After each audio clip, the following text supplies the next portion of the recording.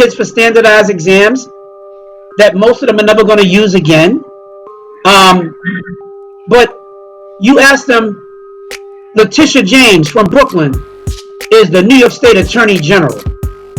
Been on the front lines for years. They have no idea what she does. They have no idea what the Attorney General's office even represents. Right? Sister Monique is going to be a city council person one of these days. Mm-hmm. Very few of our young people in our schools can even tell you what a city council person really does.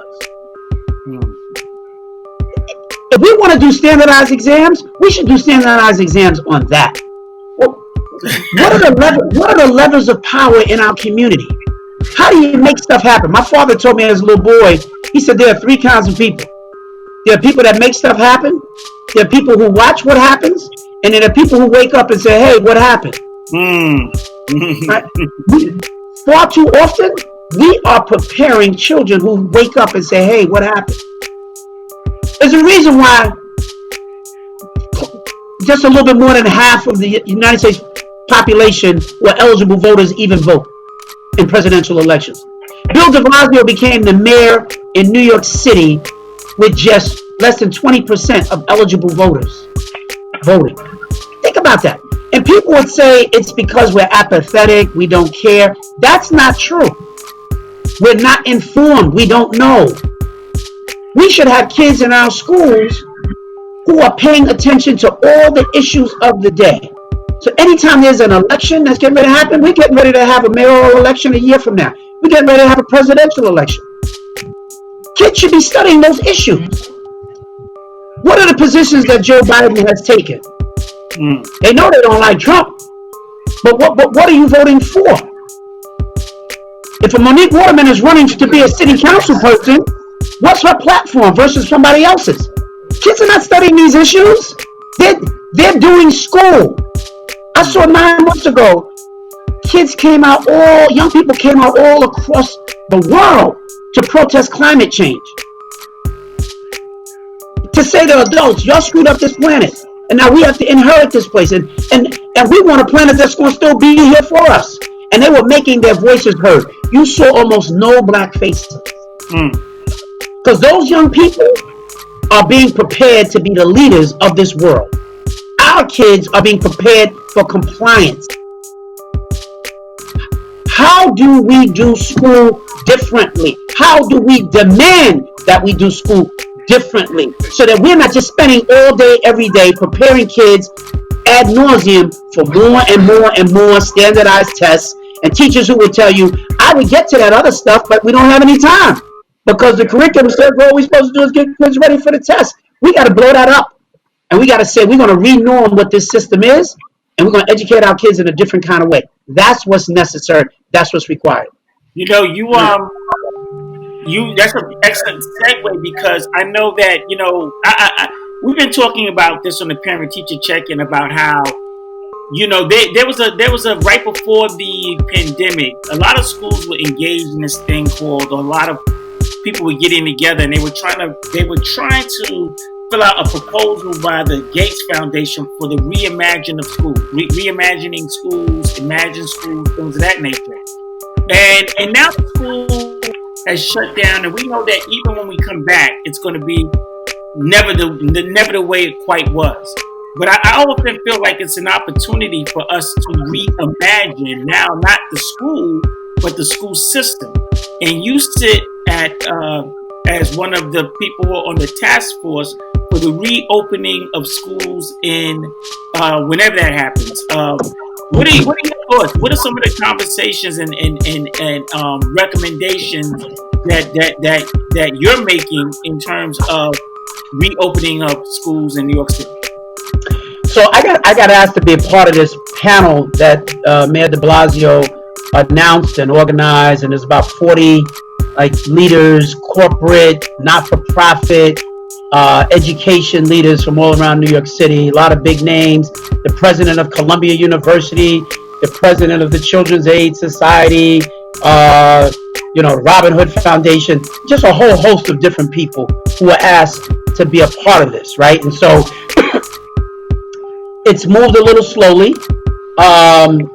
I don't think it has moved in the way that I would have liked to have seen it, and I think that's the level of frustration that people who on that committee have seen.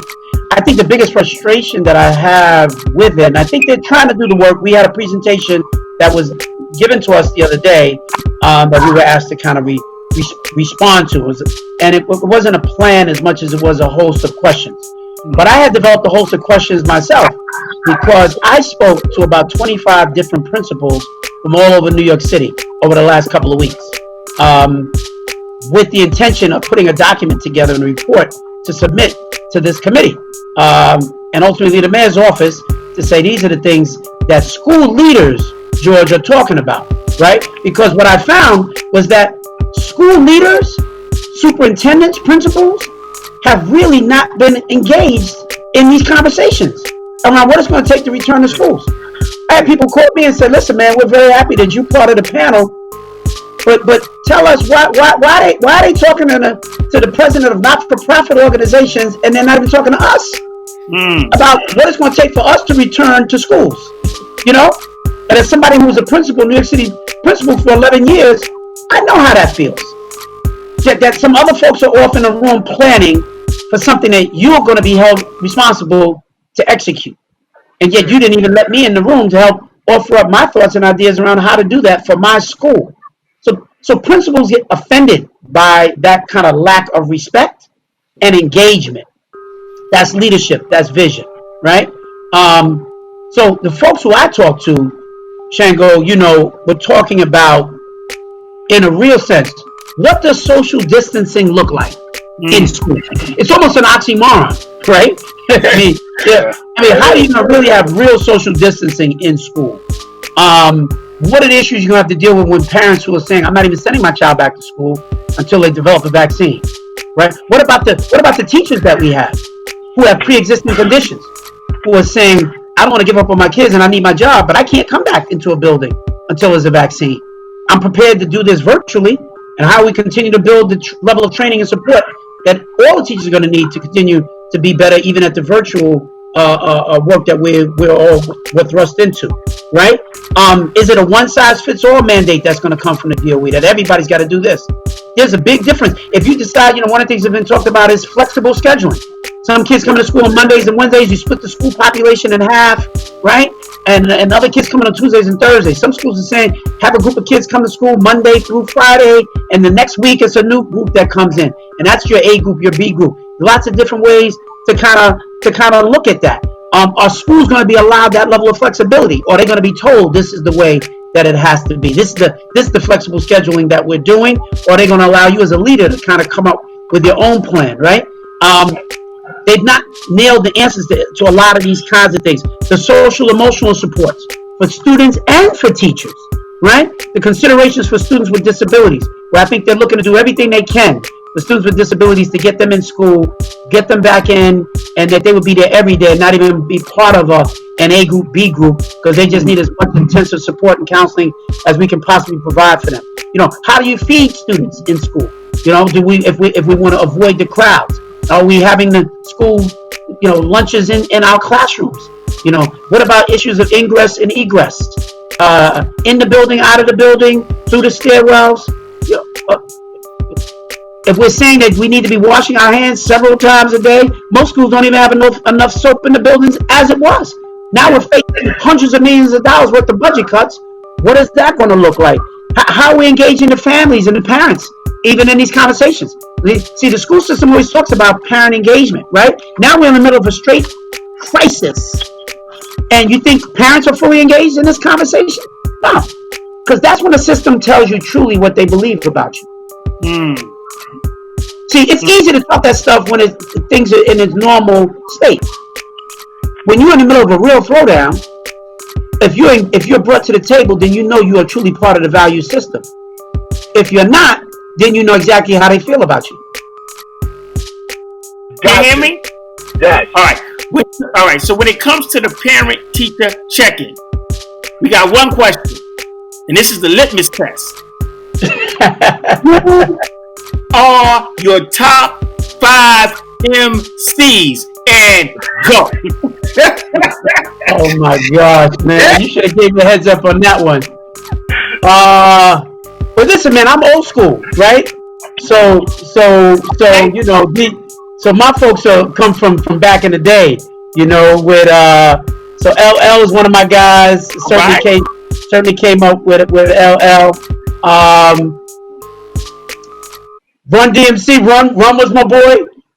Grew up in the neighborhood. Yeah. Right. That was definitely one of my guys. I would say also, I think kind of more modern day. I mean, I mean Biggie from Brooklyn definitely is on all my stuff. So I love Biggie. Two more. He doing good, right, Joy? He got some hits. I would say. Don't be asking Rashad in the background either. No. I just want to make sure that I'm giving you the right ones in terms of the ones that I like the most. I'm gonna tell you something too, man. I like 50 Cent, right? 50 is yeah. I mean, you know, I don't know if he's gonna be on a lot of people's lists, but just when you're trying to get your workout in, man, I throw a lot of 50 on, and then I think Dr. Dre, man, and just that's a good look. I would say that he is certified parent teacher check-in stand. Let me leave you with this though. Let me leave you with this. Because I was around, I mean the hip hop just kicked off and everything else, right? I mean that was my coming of age as a kid. But I'm definitely an R&B guy. Okay. And I will tell you that my greatest musician, lyricist, musical voice, hero, soundtrack is the soundtrack of my life. And that is Stevie Wonder. Okay. Right? And I can't begin to tell you all of the Stevie songs and what they have meant to me. Stevie is number one. They ain't even a close number two for me. Stevie is my all-time musical favorite, right? And I want to tell y'all about a song that I want you to listen to because I think it has so much relation to today. And it's not a song that most people who even listen to Stevie Wonder probably even heard. It's called Heaven is 10 Zillion Light Years Away. Wow. Just go check that out. It's not one of the not on the top 25 hits that everybody knows. When they hear Stevie, they can run off all the Stevie songs. This is one of those that's off the beaten path. But I want you to listen to it. Listen to it when you're not around anybody else. Listen to it within the context of what's happening today. And I think that's a song that you'll appreciate.